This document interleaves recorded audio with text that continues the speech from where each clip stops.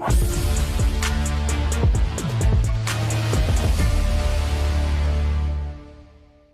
everybody, this is B.S. Satyadev from VNR VJEC CSC department. Welcome back to the database management system presentation series. In the last presentation, I talked about various data models. In that, I talked about relational model, entity model, object model, hierarchical network, object relational model, all that stuff, right? So, and also mentioned that, relational model and ER model are the two models, data models that we are going to discuss in the presentation series and not the other one. So, even though we discussed 7 models there. Now, when you say data model, the first thing that we want to learn about, relational or ER model, basically, we learn about schema and instances. So, what is schema? What is instance? That's pretty much what we are going to learn in this presentation. Let's go to the definition of schema. So, what is schema? Actually, this word I uttered in the previous presentation, schema. Now, and also in the first presentation also. Basically, schema is like a format. In a simple word, schema is nothing but a format. So a schema actually gives you the overall design of the database. Now let's be clear. DBMS database. DBMS is database management system. Database is actually, it's not a single table or like where you store data. Database is basically collection of tables or collection of different database tables or entities, whatever it is, right? So, which work together for a particular purpose. For example, you are storing students' marks of first semester, first mid marks, something like that. Now, all the tables that are required, all the data tables or all the tables with rows and columns that are required to store the marks constitute one schema or one database. So basically, what kind of tables are required, what they should store depends upon the application that we are reading. In the examination scenario, we are storing the student marks, right? So that is the application. In order to store student marks, what are the things we need? So that's what defined by the schema. Schema gives you the overall design of the database. So again, database is not a simple table. Database is collection of several things, and what those things are is defined by the schema, right? So schema defines majorly two things: what data will exist, how data is organized. That's pretty much what it does. So what kind of data it needs to be stored in the database, and how data is and how it needs to be stored. That's pretty much what it. Now again, if you connect a database is only for one specific job, one specific application.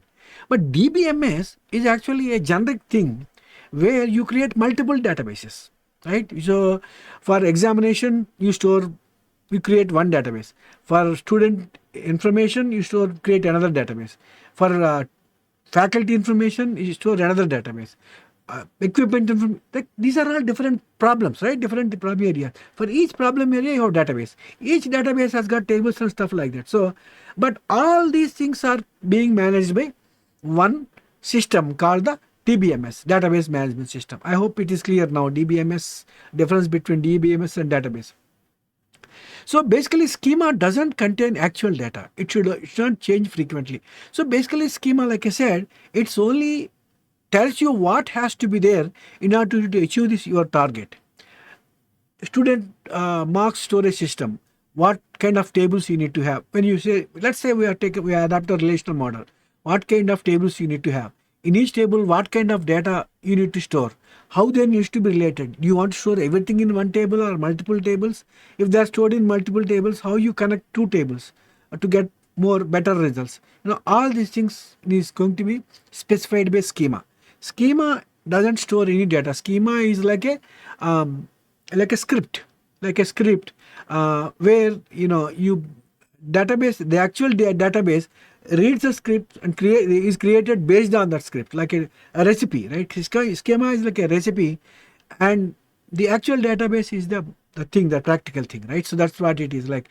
So a schema includes table definitions. Again, underline the word definitions, constraints, relationships, stored procedures, triggers, etc., etc. So I'm going to tell what they are in this presentation only little later. So basically, it gives you a a list of things that needs to be there in order to in order to achieve a problem. So the database should have these kind of things, like these tables you need to have. These are the constraints you need to. I think I defined already what is constraint, which I am going to repeat in this presentation little later. What are relationship? What are the stored procedures? What are the triggers? All these things are going to be specified by the schema. Now, instance, at a particular time, how the database is there, like what kind of data is there, how it is, what is stored in this table, what is stored in another table. So all these things at a particular instance of time is the actual data, which is called as the instance. The actual data stored in a database at a particular moment of time is called the instance. So again, schema is defined. Schema defines tables, relationships and constraints, all these things in the beginning. Once the schema defines all of them, you create a database, and then once you create a database, you keep storing data in the database, right? So that means you keep changing the instances. Today at 9 o'clock, this is the data in the database. 9:10, more people added, or some people deleted, some people updated. There is another set of data. Maybe most of the data is same, but there are few changes out there, right? There could be. So it could be changing. We don't look at like single one. So is it changed or not? Even if there is a small change, like one person's spelling is corrected, it's like entire database instance is changed, right? So even though it is for one student, then spelling of the name is corrected. Even though there are like 1,000 students, you can say the instance is changed because there is change, right? So instance change, they keep changing frequently as data is inserted, updated and deleted. So whenever you perform these operations, insert, update or delete, the instance is changed. But you read data from the database, the instance is not yet. So read operations won't change the data. So instance as it is. So you need 100 times and you don't change any data, same instance. Even though it's like time bound, the time is not like a real time. It is like change is more important, right? So in order to link schema and instance, the analogy we could take is schema tells you the variable declaration. So schema tells, okay, you need to create an integer variable with name myInt, whatever it is, right? So that's what schema tells. And the instance is, in that integer, you store 10. That's the 10 value is the instance. Int myInt is the defined by the schema. So schema tells that you have to create an integer variable with myInt, name myInt, and you can store integers there. Then as you keep putting values into that, the instance gets changed, right? So that's pretty much the link between schema and instance. So same thing is calculated. So schema talks about overall design blueprint of the database, defines what data exists, how it is organized, contains no actual data. Schema is not the store the data, it only defines what kind of data is stored. So changes infrequently, it doesn't change a lot, because if you change, for example, you make marks column as a text column initially. Even though you type 32, 42, it's okay. But even if you type AB, it takes, because it's a text column, right? So so you realize, okay, I don't want to put a text, I want to put an integer. Then there is a chance that you might lose the data or it might get corrupted, right? So there's a problem. So that's the reason you don't want to change schema a lot.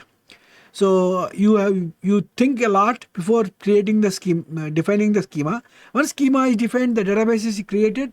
Once database is created, keep storing data. Yes, data can be changed frequently, no issue, but schema can't be changed frequently. Yes, there are times you may have to change schema, which is okay, but we have to think about the effects of that and take remediation actions, right? So schema is like a variable declaration in a code.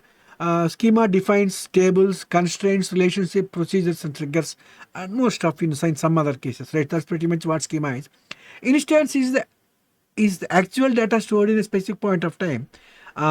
Represent current snapshot of this is more appropriate than the time. Represent the current snapshot of the database. So as of now, this is what the data is.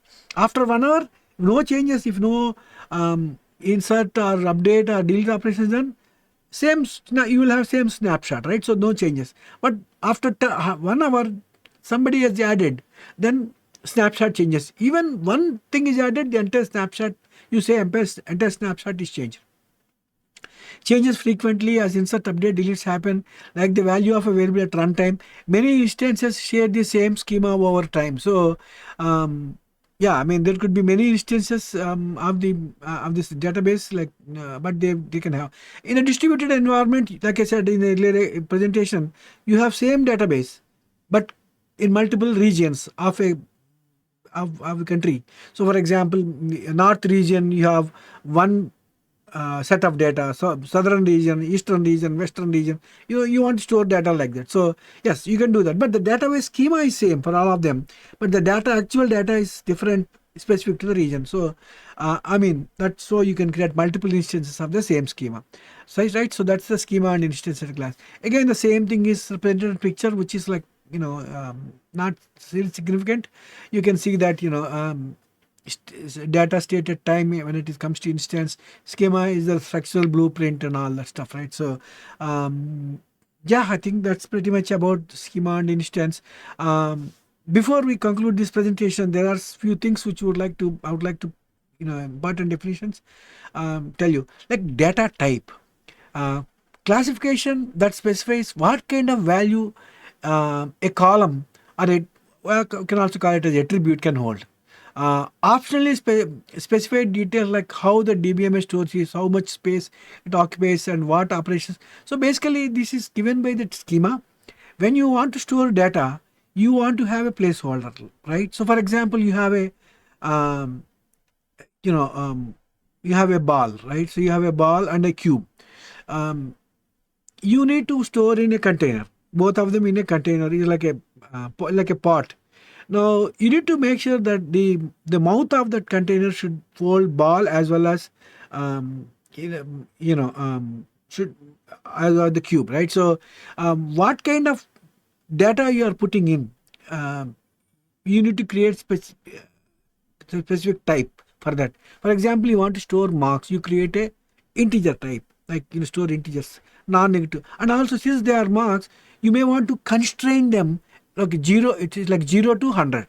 You can't go minus, you can't go more than 100 because 100 is the maximum mark, right? 0 is the minimum mark. So you can say, put the constraints like that. Schema specific, but data type is all about that. Data type talks about what kind of data it is stored, how much type space it occupies. Integer, in integer also, marks you don't need like 4 bytes or 8 bytes to store marks, right? It's like 100. You just need 1 byte. 1 byte is enough. Integer, but it is only 1 byte integer is enough. You can say that. So short int or whatever it is, right? So that you can specify. Storage you can specify, and also you can specify like minimum, maximum value, all these things you can control. So that's pretty much what database is. So constraints. So rules applied in database columns on tables to maintain correct and reliable data. Like I said, you want to make marks column as a integer. You make it a text. Yes, it will accept integers, but you can type A, B or C, your name, it can take that also. You don't want to do that, right? So you constrain to be integer and also constrain it to be from 0 to 100. These are all the constraints. Rules applied on database columns or tables to maintain correct and reliable data. You want to make sure that the data is correct and reliable. Enter the trigger. Trigger is like a entry point for a procedure to start. Now, what is a procedure? A procedure is nothing but set of actions that needs to be done on the database. It's like a programming language script. It's like we call it as a script, SQL script. It is a script which contains several actions that needs to achieve one goal in the database. So these scripts or procedures are written in database only. So the DBMS systems, they allow you to write procedures. They are like programming language things, but not like C or C++ or Java or .NET. You write them outside and compile them. These procedures are written inside the DBMS system itself. So and you run them, they achieve some targets. Now trigger is something like you do something, then it will call a procedure. So a trigger is a procedure that automatically runs in response to events like insert a data, you want to do something. You updated data, you want to do something. You deleted data, you do something like that, right? So that's called the trigger. Dictionary, this is another important conception. A dictionary is a collection of information describing database, schema, tables, data types, constraints, relationships, users, and permissions. So basically, schema is for one database. Dictionary is a collection of all those databases in a DBMS system. So it will have all the details about all the schemas, and their constraints, and it contains descriptions of everything, right? So schema, tables, data types, constraints, relationships, users and permissions also, who can use what, who can do what operations, so up to what level he or she can go. All these things are specified by the dictionary. So I think that's pretty much about this thing. Thank you very much, and we will see you in the next presentation. Like, share, comment, and subscribe VNR Digital Learning Resource YouTube channel.